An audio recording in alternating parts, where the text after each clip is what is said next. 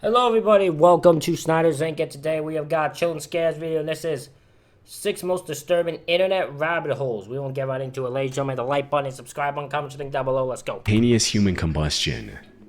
At around 8 a.m. on July 2nd, 1951, a woman named Pansy Carpenter received a telegram. It was addressed to one of her tenants, a 67-year-old woman named Mary Hardy Reeser. She went to Reeser's apartment to deliver the telegram, but despite calling out to her multiple times, Pansy didn't receive any response. She tried to open the door, but the doorknob to Reeser's apartment was uncomfortably hot to the touch. Unsure of what to do next, Pansy called the police. After arriving on the scene, officers opened the door by force. However, what they saw behind that door would haunt them for the rest of their lives. Reeser was gone. In her place was a pile of ashes scattered across the floor. Upon closer inspection, officers found part of her left foot still wearing a slipper along with fragments of her backbone. Even more bizarrely, later reports mentioned that her skull had shrunk to the size of a teacup. What made the discovery even stranger was I love the story of spontaneous human combustion because it makes no logical sense to me. It's something I can't figure out. Like, I can't, as a normal schmuck on the internet, figure out how the hell that works. How you could just be sitting there and just explode.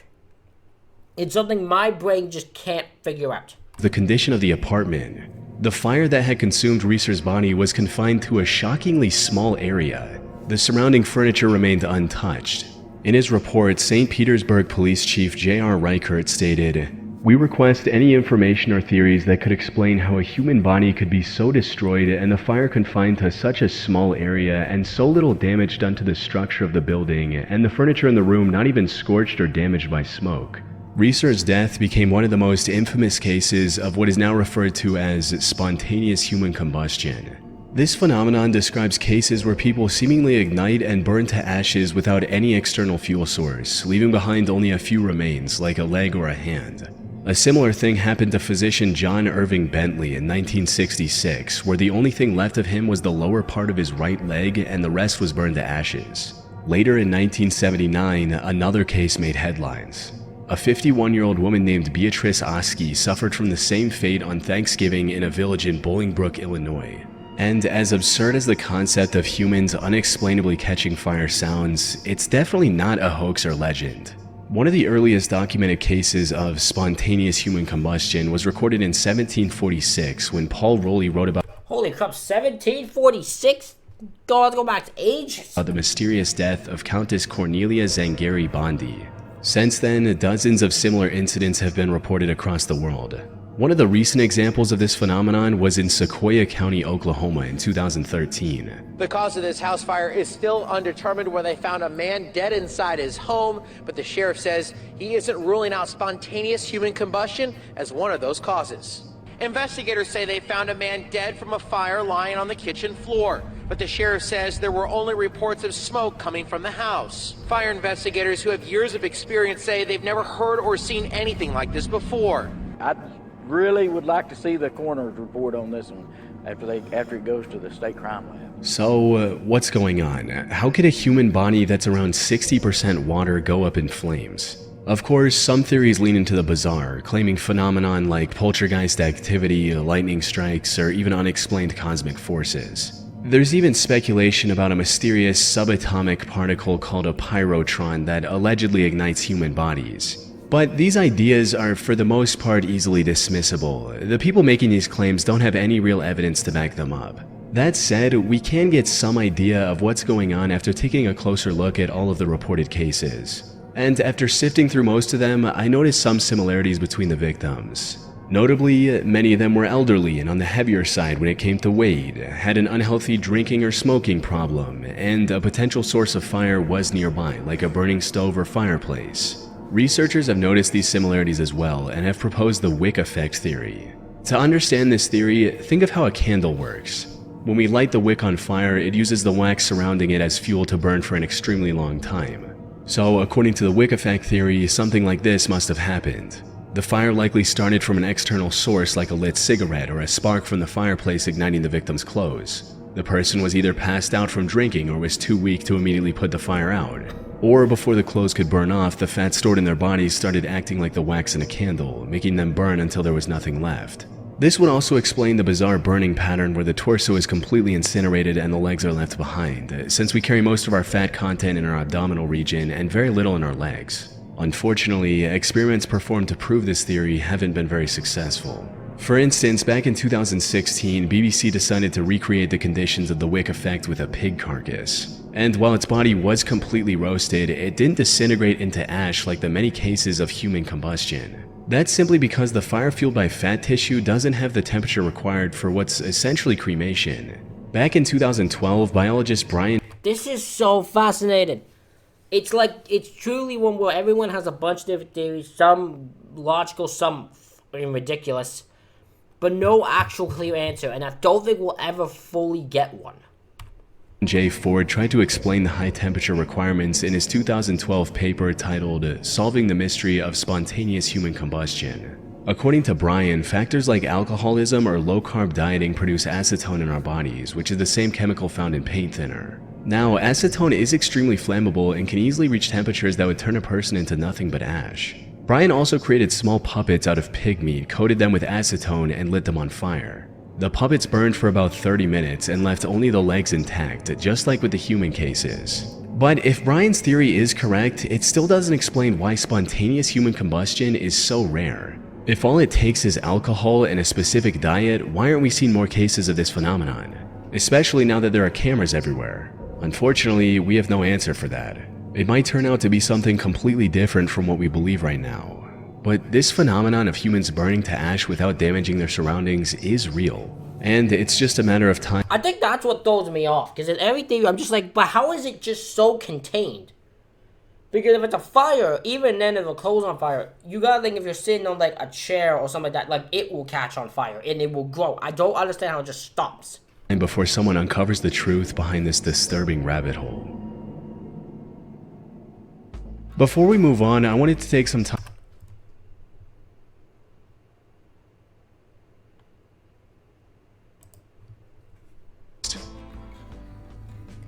We're not doing no ad promotion here. The OKC bombing unidentified leg. Oh? In 1995, Oklahoma became the site of one of the deadliest acts of terrorism in American history. Amid the chaos and destruction, rescue workers made a strange and unsettling discovery: a single, unidentified leg buried in the rubble. What should have been just another piece of forensic evidence quickly spiraled into a chilling mystery, one that continues to raise questions long after investigators thought the case was closed. But to fully grasp how this one unidentified leg ties into the bigger plot, we first need to understand what happened that day. On the morning of April 19, 1995, at 8:57 a.m., a mysterious Ryder truck pulled up in front of the Alfred P. Murrah Federal Building in downtown Oklahoma City. However, the people working in the Murrah building didn't pay much attention to it. Work was about to start and everyone was rushing to clock in on time. Unfortunately, this day would end in disaster just minutes later. At 9:02 a.m., the Ryder truck exploded with the force of 5,000 pounds of TNT. Woo! Within moments, the surrounding area looked like a war zone. A third of the building had been reduced to rubble, with many floors completely flattened. Unfortunately, as you might think to yourself, like, how did they not bother? But, like, if you're in a big, like, executive building or you're in just a big construction building, a truck showing up might not be as shocking. So they might have really just paid it no regards. And then next thing you know, an explosion goes off. But they might have not just been paying attention to it. They might not even thought about it. Dozens of cars were incinerated on the spot, and more than 300 nearby buildings were damaged or destroyed. The momentary damage was estimated to be over $650 million.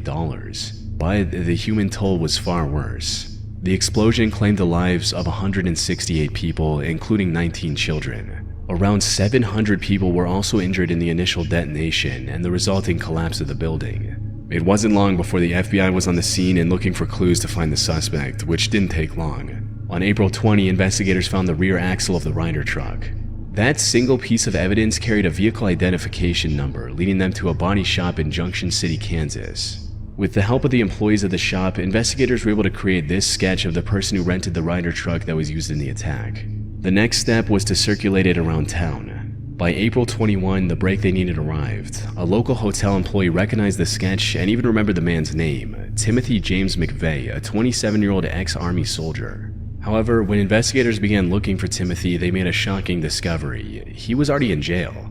As it turns out, he had been arrested just 90 minutes after the bombing, roughly 80 miles north of Oklahoma City. Oklahoma State Trooper Charlie Hanger pulled him over for driving without a license plate. The state trooper also found a concealed weapon on Timothy, which led to his arrest. That's insane.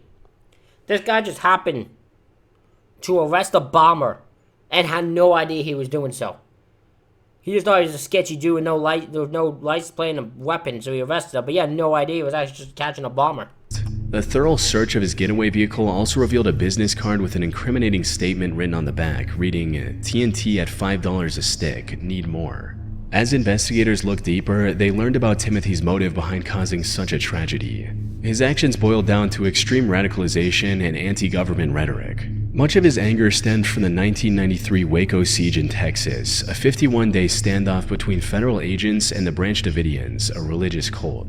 The siege ended in a catastrophic fire that killed 86 people, including women and children. Timothy was particularly angered by the government's use of tear gas on women and children. He had been exposed to the gas as part of his military training and was familiar with its painful effects. However, despite catching their suspect and learning about his motive, the investigators wanted to weed out any potentially hidden accomplices like foreign terrorist organizations. They reviewed multiple pieces of information and found out that Timothy used barrels and ammunition nitrate fertilizer as the primary source for the explosion. They also discovered and arrested his two accomplices who helped him throughout the process, Michael Fortier and Terry Nichols. With their arrests, investigators believe the case had finally been cracked wide open. However, during the rescue efforts, the police encountered a new problem. Amid the rubble, they discovered an unidentified left leg. By this point, most of the victims had been accounted for and buried. The existence of this leg didn't make sense. Who did it belong to? Things became even more disturbing when the owner of the leg was identified as one of the victims, Lakeisha Levy, a member of the U.S. Air Force. However, when they exhumed her to place the leg where it belonged, the investigators were shocked to see that Lakeisha was already buried with two legs, a left and a right. Further investigation revealed that the unidentified leg did indeed belong to Lakeisha, and she had been mistakenly buried with one wrong leg. But this raised an even bigger question. Who was the owner of the leg Lakeisha was buried with? It has been nearly 30 years since the incident, and we still don't have an answer. A popular theory I came across was that the mysterious leg belonged to a second accomplice who came with Timothy and was mistakenly caught in the blast. This would be a viable theory if not for the fact that the investigators did not find any solid evidence pointing towards a second suspect being at the crime scene. But despite the lack of proof, the mystery has sparked some wild conspiracies. You see, there's a group of people who believe that the bombing was a government conspiracy to cleverly destroy investigative documentation regarding the Clintons and the Whitewater scandal. Bro, it's a schmuck who thought he was being some radicalist and started blowing up a place. It's not as... You don't need to make everything so deep. For some reason, someone could see something and be like, look, some guy punched a guy in the face. You're like, actually, the government told him to punch the guy in the face for this reason. You didn't, he just punched the guy in the face. In this case, the guy just went rogue and decided to bomb a place. It didn't have to be some government thing related to the fucking Clintons. I don't think this guy knows who the fuck the Clintons are. According to this theory, the mysterious leg belonged to the second accomplice who was working for the government. And the reason it hasn't been identified even after all these years is because it's part of a deliberate cover-up. But from what I've seen, this theory is a bit too far-fetched to be true. I'd say. Think of it this way, if the people in power wanted to get rid of some documents, they had a million other, more suitable ways to accomplish this goal. Ones that didn't involve the tragic loss of so many lives. The more likely explanation for this mysterious leg is that it belonged to some undocumented homeless person who was near the building at the time of the incident. One Reddit user also backed this theory with a personal account stating, "I visited the area the day before with a coworker to get a search warrant from the U.S. District Court and also visit the people in the Murrah building. I was there during the investigation as an investigator. There was a black homeless woman that panhandled in front of the Murrah building. Everyone in my office was convinced it was her. We had seen her many, many times. You'll never change any of our minds that the leg wasn't hers." However, we really don't know if this is true to this day, and we likely won't ever, as I highly doubt the FBI or the Oklahoma government would reopen the 30-year-old case and spend tons of money just to confirm or deny the theories floating on the internet. Fair. Hybrid. In March of 2002, a tabletop RPG called The One Paragraph RPG was published by a person named Matthew/C++. It was already an extremely bizarre and overly complicated game with nonsensical rules and mathematical equations. However, the author changed its name to Hybrid and kept updating the game over the upcoming years. And with each update, the game got more and more complicated. As it stands right now, Hybrid has a total of 551 rules, which explain everything from the progression to the power system. But the truth is, these rules don't really explain anything. Hybrid is a chaotic mishmash of disjointed ideas and concepts that fail to work together, leaving the game completely unplayable. Of course, the large number of rules is a massive deterrent for most people, not to mention the horrendous, headache-inducing color scheme of the website. But even those who actually spent the time to read and decipher these rules have come to the conclusion that the vast majority of Hybrid is utter nonsense. For example, Matthew included countless mathematical equations in the rule set, but solving these equations often requires abbreviations like C2, DP, and LP, none of which are ever defined in the game.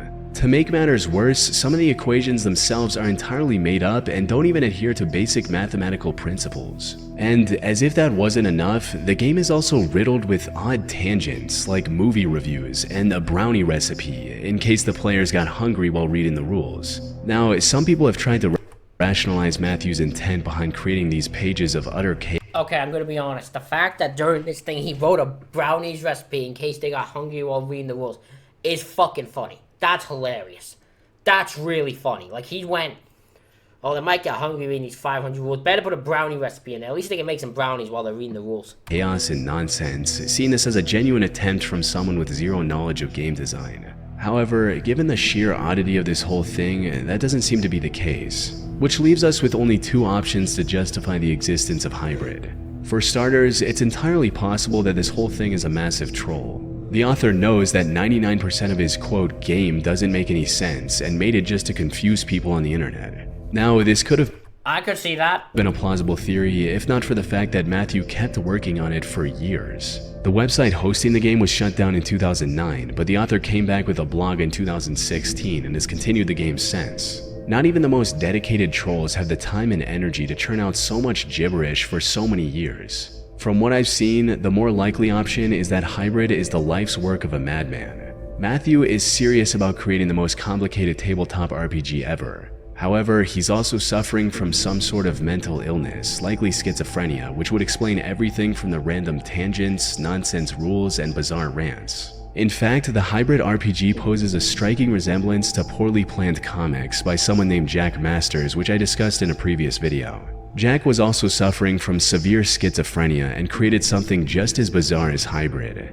Sadly, given how long it's been going for at this point, I really doubt the author of Hybrid would ever come out and explain his situation and intentions in plain text. No.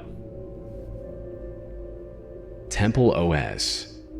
Terrence Andrew Davis was born in 1969 in West Allis, Wisconsin. He had a keen interest in computers from a young age, which resulted in him learning the assembly programming language on a Commodore 64 as a teenager. He later earned both a bachelor's degree in computer engineering and a master's degree in electrical engineering from Arizona State University and began working for Ticketmaster as a programmer. He had a good education, a steady job, and loving parents. Things were looking up for Terry. Unfortunately, by the time he turned 27, he started experiencing regular manic episodes. He was later diagnosed with bipolar disorder and schizophrenia, the latter Damn, that sucks. Because those are hard to deal with. From being a computer engineer, you are not going to be able to do your job fully. of which became the driving force behind the project that made him famous, Temple OS. You see, back in 2003, he experienced a self-described revelation. In his words, God spoke to him and asked him to create a temple, which would later take the shape as an operating system. This operating system went through many names, including J Operating System, Sparrow OS, and Lose Those. Terry finally settled on the name Temple OS in 2013 and published his work for the world to see. The most impressive thing about Temple OS is that Terry spent a decade building it from scratch. It featured 119,000 lines of code, and every single one of them is written by Terry himself without relying on any existing libraries of code. And for an OS created by a single person, it's chock full of features, including his own programming language called Holy C and multiple games based around religion. Like After Egypt, which requires the player to travel to a burning bush which generates randomized text, Terry believed that this text was coded messages from God. However, while his programming skills remained sharp, his ability to grasp the reality around him kept getting weaker by the day. Yeah, because that's what happens when you have schizophrenia and bipolar disorder. You don't really have the right and understanding to know what the hell's going on around you. He would often go on incomprehensible rants with an unhealthy dose of slurs. God, I hate Frasier. The CIA glow in the dark. You can see them if you're driving. You just run them over. That's what you do. CIA. He often posted similar rants on his Twitter account as well. However, among the madness, he would sometimes become lucid and say some extremely profound statements. What's reality? I don't know. When my bird was looking at my computer monitor, I thought, that bird has no idea what he's looking at. And yet, what does the bird do? Does he panic? No, he can't really panic. He just does the best he can. Is he able to live in a world where he's so ignorant? Well, he doesn't really have a choice. The bird is okay even though he doesn't understand the world. You're that bird looking at the monitor, and you're thinking to yourself, I can figure this out. Maybe you have some bird ideas. Maybe that's the best you can do. Unfortunately, his mental health took a devastating turn in December 2017. After refusing to take his medication, Terry got into a heated argument with his parents. Well, I'm King Terry, and learned how to purify myself in a horribly impure environment. It's pretty rough living homeless and in a... The confrontation pushed him to leave his home, and he spent the following months living on the streets, homeless and struggling. In September 2018, Terry's life came to a tragic end when he was involved in an accident with a train near an overpass in Portland. However, despite passing away over 6 years ago, Terry still has a dedicated fan base online that's willing to keep his memory alive for decades to come. Chris Burden. Christopher Lee Burden was an American artist who began his work in the early 1970s. However, unlike many artists whose goal is to create something visually pleasing, Chris's art was more about the idea of personal danger as artistic expression, and this was apparent from the get-go. His first known art performance was at the University of California in 1971, where for his final thesis, he locked himself in a locker for 5 days with nothing but a jug of water to drink and an empty jug to relieve himself. His next big art piece was a picture of him with a pistol aiming at an airplane. While he did get a visit from the FBI for this one, it was far from his most disturbing art pieces. Because in 1972, he performed what was later called TV hijack, which involved him going on an interview on TV and then holding the host of the interview at knife point. Fortunately, he explained to the terrified host that this was just an art piece and no one got hurt. But the most chilling thing about Chris's work was that he wasn't afraid of getting hurt. Well, that usually leads to him getting hurt. That's usually what that will lead to. If you're so reckless on your own well-being, you will end up getting yourself hurt. His 1971 performance called Shoot, he gave his friend a rifle and told him to shoot him in the arm. Now, the idea was the friend would barely graze his arm. However, he missed the mark and ended up shooting Chris clean through his arm, forcing him to be rushed to the hospital. And while the pain in this performance was accidental, Chris has also done pieces where he gets hurt on purpose, like the 1974 performance called Transfixed. For this performance, Chris Burden crucified himself shirtless onto the back of a pale blue Volkswagen Beetle. With nails hammered through his palms, he remained in that position as the car was driven slowly around his neighborhood. In his later years, he moved on to more traditional sculpture-based art. However, his willingness to put his life on the line for what he considered art is still unmatched. As for the meanings behind his many deeply unsettling performances, experts have yet to reach a consensus. It's unclear if his stunts had some genuine meaning behind them, or if many of them were just to say, look what I can do. But knowing Chris and his work, this is exactly how he'd want his work to be remembered. The Luna Park Fire. That one is just bizarre. That's a guy who's doing some shit that he shouldn't be allowed to do and shouldn't have been taken from fucking public thing, because he's gonna hurt somebody or himself.